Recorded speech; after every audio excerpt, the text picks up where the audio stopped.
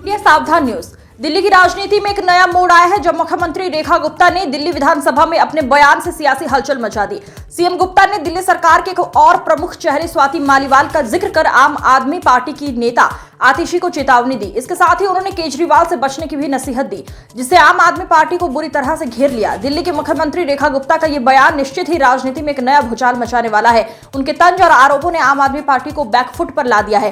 हालांकि आम आदमी पार्टी की तरफ से अब तक कोई आधिकारिक प्रतिक्रिया सामने नहीं आई है। ये देखना दिलचस्प होगा कि इस बयान के बाद दिल्ली की राजनीति में क्या नया मोड़ आता है।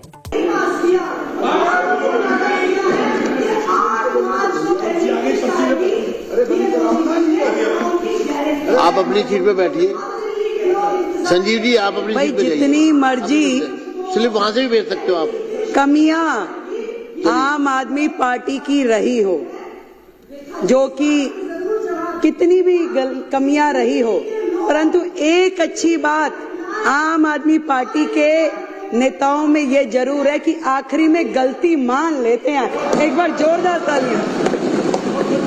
आज स्वयं आतिशी बहन ने कहा कि हम बाकी सारी चीजें जो उन्होंने एक्सेप्ट करी, आप सबने जो कही बहुत बढ़िया बात है।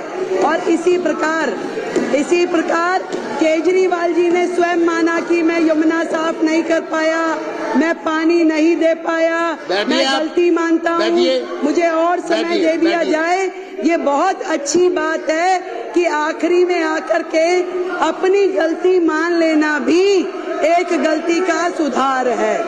अध्यक्ष जी, मैं तो केवल इतनी बात कहूंगी कि आतिशी बहन, हमारी इस सरकार में मेरे अलावा 4 बहनें हैं। मुझे चिंता होती है आतिशी जी की, बहन है हमारी, कि आतिशी जी आप केजरीवाल साहब का इतना साइड ना लीजिए, और आपसे कहना चाहूंगी कि तू इधर उधर की ना बात कर, ये बता कि काफिला कैसे लुटा। और आज केजरीवाल जी आपको यहाँ फंसा के न जाने कौन से बिल में घुस गए हैं। जब वो स्वाति मालीवाल को अपने घर में बुला करके उसके साथ दुर्व्यवहार कर सकते हैं, तो आतिशी जी आप भी कोई दूर नहीं है। कल को आपके लिए भी कोई दुर्घटना ना हो, इस बात की मुझे चिंता है।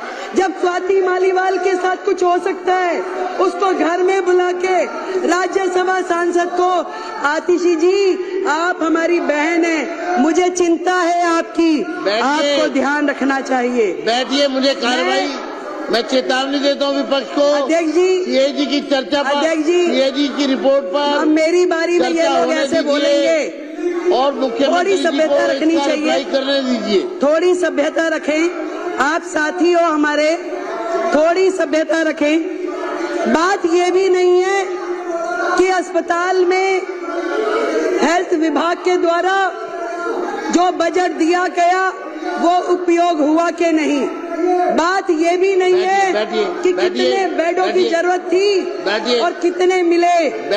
बात ये भी नहीं है कि दवाइयाँ जो चाहिए थी जनता को वो दी नहीं गई।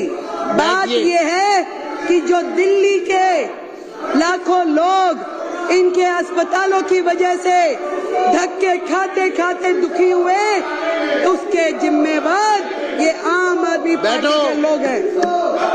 आप सीएजी से मत भागिए, बैठिए। आएंगे, चिंता मत कीजिए, बिल्कुल आएंगे। अभी आप सुनने का मादा रखिए। अभी ये देखिए, ये लोग क्या करते हैं, जब इन्हें पता है कि अब इनकी और उंगली है। आपकी मैडम का उसमें नाम है क्या? आपकी मैडम का नाम है क्या? मार्शल जनरल सिंह जी को बाहर ले जाए। चलो।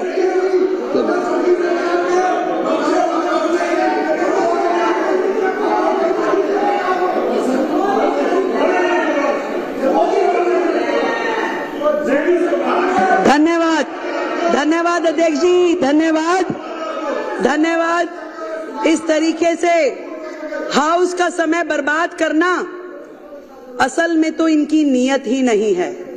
इन्हें मालूम है कि ये जो रिपोर्ट, अभी तो केवल मात्र 2 रिपोर्ट सदन पटल पे लाई गई हैं, तो इनके होश उड़ गए हैं।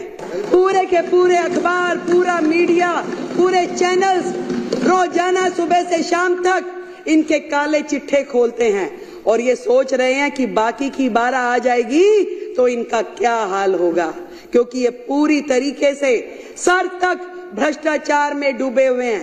केवल ध्यान डाइवर्ट करने के लिए अलग अलग प्रकार के मुद्दे लेकर के आते हैं। मैं आपको अध्यक्ष जी बताना चाह रही थी कि सिर्फ ये विषय नहीं है कि जो अस्पताल में बजट कम यूज हुआ, कोविड के समय बजट कम यूज हुआ, कम बिस्तरों का उपलब्ध कराए गए। बात यह है कि उस समय के दौरान जो लाखों लोगों ने तकलीफें सही, जो मरीजों के दिल पे गुजरी, जो पूरी तरीके से अस्त व्यवस्था देख करके डॉक्टरों के मन पे गुजर रही होगी, वहां के स्टाफ पे गुजर रही होगी, जो परिवार जानों के साथ घटनाएं घट रही होंगी, आज उसको सोचिए तो दिल दहल जाता है। शर्म आनी चाहिए उनके माननीय विधायक को कि जब अशोक गोयल जी कोविड की चर्चा कर रहे थे, परिवारजनों के मरने की बात कह रहे थे, शमशान घाट पे जगह नहीं मिल रही, ये बातें कह रहे थे, तो वो विधायक मुंह खोल के जो हंस रहे थे। शर्म आनी चाहिए। मैं आज इस सदन के माध्यम से ये पूरा का पूरा दिल्ली सरकार का स्वास्थ्य विभाग और दिल्ली सरकार के अस्पताल स्वयं बीमार हैं, खुद ही बीमार हैं। इसको इलाज की जरूरत है। पहले एक एक उनका डिपार्टमेंट, एक एक चीज, डॉक्टर बेबस है, पूरी व्यवस्था बेबस है। आपदा के पिछले ये 10 साल स्वास्थ्य के नाम पे केवल भ्रष्टाचार हुआ है अध्यक्ष जी, केवल भ्रष्टाचार। केवल वो मुद्दे नहीं है जो इस सीएजी की रिपोर्ट में है।